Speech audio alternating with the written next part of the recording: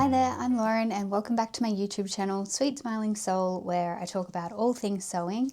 Today I am going to make a birthday crown.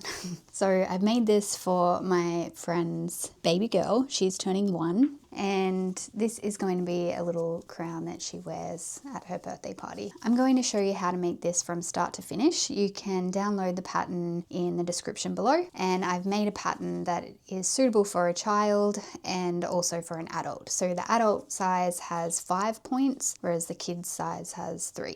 But you could also, an adult could also wear the 3-point crown as well, no worries. I just went with that because I knew having a 5-point crown might be a little bit too big for a baby. So I've added ribbon to the back and it can be adjustable, and this one is also reversible. So I've added some floral fabric to the inside and then the name on the outside. So I'm going to show you how to make this. You can follow along, and if you have any questions, feel free to comment below. If you like to sew or if you like watching crafty tutorials on YouTube, I put out sewing videos every Friday, from tutorials to behind the scenes of my handmade business.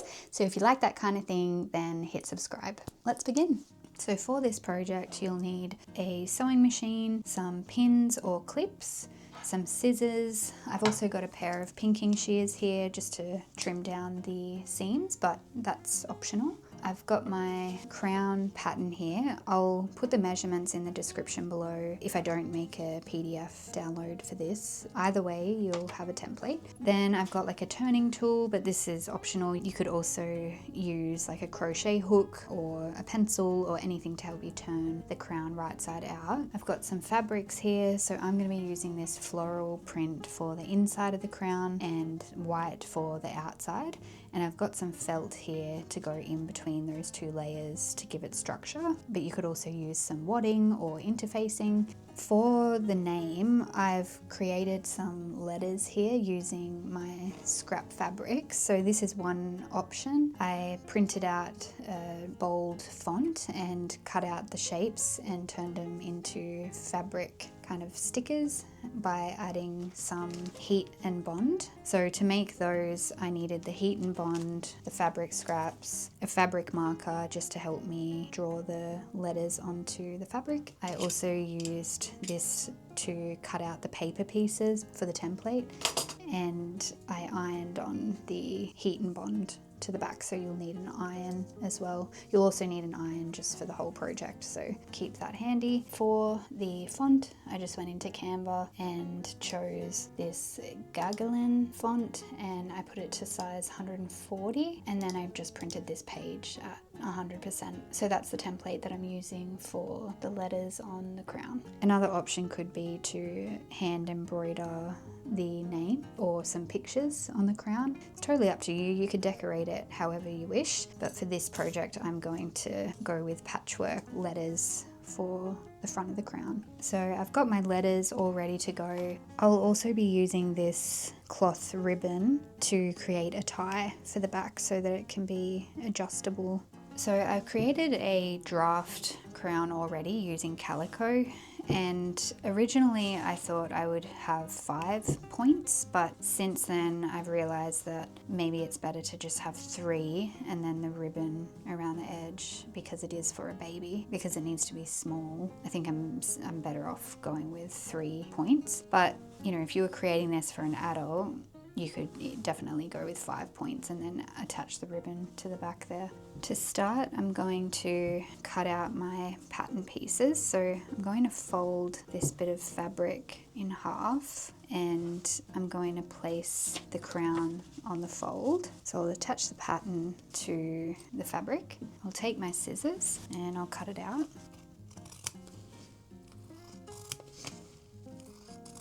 And this pattern includes the seam allowance, about 6 millimeters, which is like the width of the presser foot on my sewing machine. So that's what I'm gonna use as a seam guide. So this will be my inside piece, and that way the crown will also be reversible. So it could even just be a floral crown. You might want to get creative with your pattern as well. You could create like a patchwork crown or a felt crown. It's totally up to you. just going to iron these fabrics. So now I'm going to cut out the felt piece. So I've got my pattern pieces here. I've got my inside piece, my outer piece, and the felt for the middle. And what I'm going to do now is just place the front of the crown on top of the felt. I'm just going to stitch around the edge to keep these together before I start sewing on the name.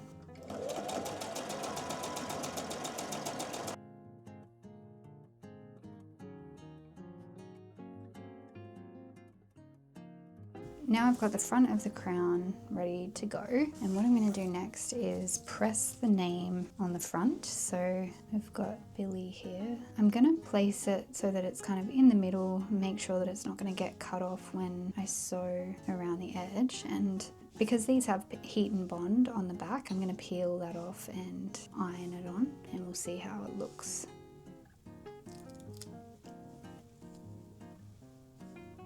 So I'm pressing it on with my iron, and then I'm going to sew around the edge of each letter. So I've pressed the name on, and now I'm going to sew around the edges with my sewing machine.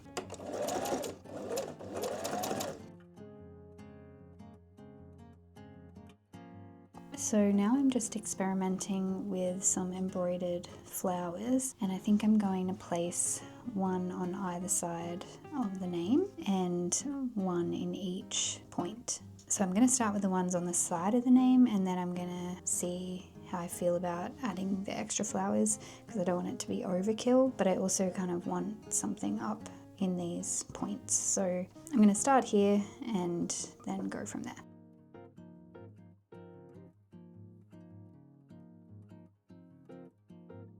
Okay, so we have one flower, and I think I might just add a little French knot in the middle in yellow, and then I'll do the same on the other side. Actually, I'll do the pink flower on the other side first, and then I'll do the knots, the French knots at the end.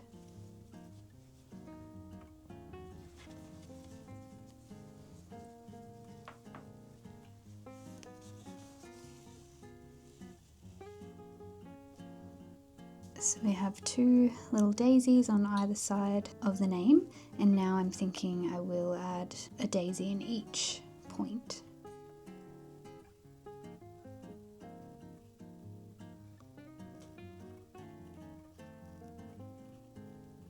So I've got 3 there, and now I'm going to sew them. So I've got like a nice kind of mint green here, and I'll start with the center one.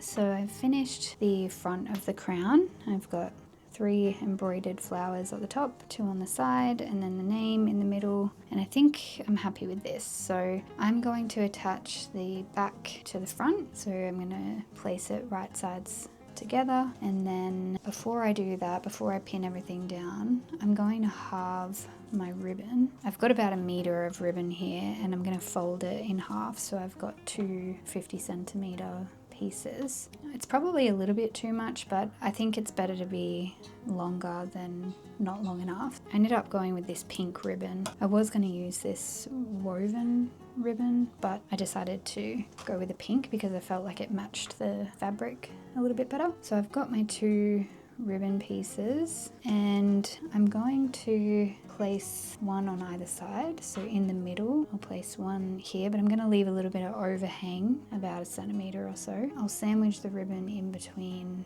the 2 layers, so I'll pin this in place so it doesn't move. I'll have to leave a gap here to turn everything right side out, but for now I'm just going to focus on attaching both ribbon pieces. So for the second one, I'll just put it on this side, hang it over. I've pinned both ends of the ribbon, so from here I'm just going to make sure it's all even. I'm going to clip everything together. So that's all clipped together. I'm going to leave the ribbon hanging out here, and I've just pinned it together for now. I might even not need to do that actually. You could pin it together, but it's up to you. I'm going to leave it hanging out of this gap, and I'm going to start my stitching from this side and go all around the edge, and then stop here, leaving about a 20 centimeter opening, and then I'll be able to turn everything right side out. So I'm just going to go over the ribbon a few times, like back stitch over it, just to make sure it's secure.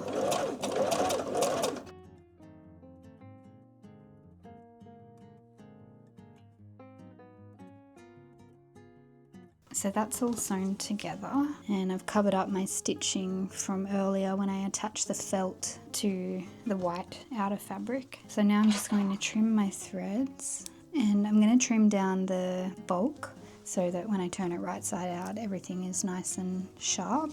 So I'll trim the corners of each section, trim there and there. I can also trim the ends of the ribbon, and I'm also going to clip into the little divots without cutting my stitches. I've trimmed the corners, all the points off, and I've also clipped into each of these little valleys here. So now I'm going to turn it right side out and hope for the best. I just don't want to be ruining the hand stitches, like the embroidery that I've done here. So I'm just going to carefully pull everything out. I have a tool here that helps me point everything out into the corners. But you could also use like the end of a crochet hook or a skewer, like the non-pointy end, because you don't want to be poking through any of your stitches. So now I'm going to take it to my ironing board and just press everything down with this part facing downward. And I'm also going to tuck in the opening, press that down. So I've pinned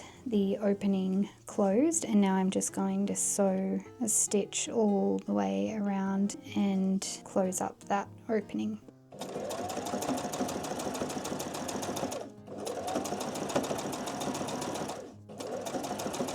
So we have now finished the birthday crown. I'm really happy with how it's turned out. It's got ribbon on either side so that it can be adjustable and it can be worn for several birthdays. So if I just tie this in a bow, I think it looks really cute. I'm really happy with how it turned out. So it's got her name on the front, on the inside it's got like a floral print, but it could also be worn that way as well. So yeah, it's adjustable and reversible, and yeah, I think it's a lovely birthday gift as well. So let me know what you think of the birthday crown and if you are going to make one yourself. If you have any questions, feel free to comment below, like this video, share it with a crafty friend, and I hope you have fun making birthday crowns for your next birthday party. Thank you so much for watching, and I'll see you next time.